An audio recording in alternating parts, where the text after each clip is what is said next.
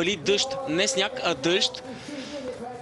Това със сигурност е предизвикателство за ваксмайсторите.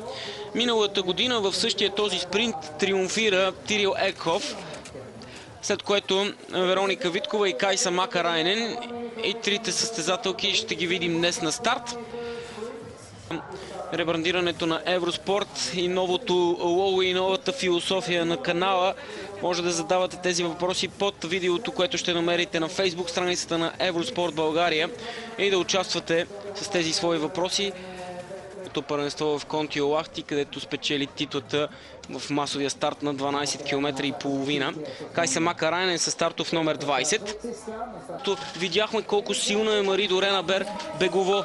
Струва ми се, че ще има състезателки, които да бъдат много силни и да се противопоставят на Кайса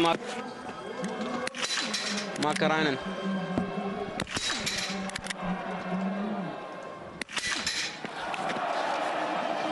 Каза, че е била много нервна преди дългата дистанция. Да се чуди човек защо.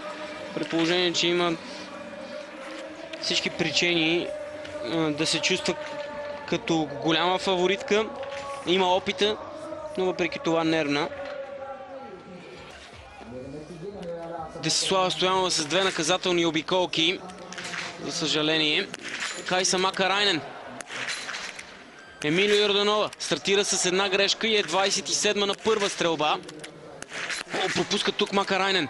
Варсен на първа позиция на 6,3. Не може да издържи на по-силните бегово от нея. Макарайнен, Гьоснер, Тирил Екхоф. 14 секунди и първа позиция за Макарайнен.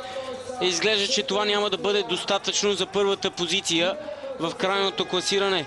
С две наказателни обиколки обаче Кайса Макарайнен за пореден път супер бърза по пистата.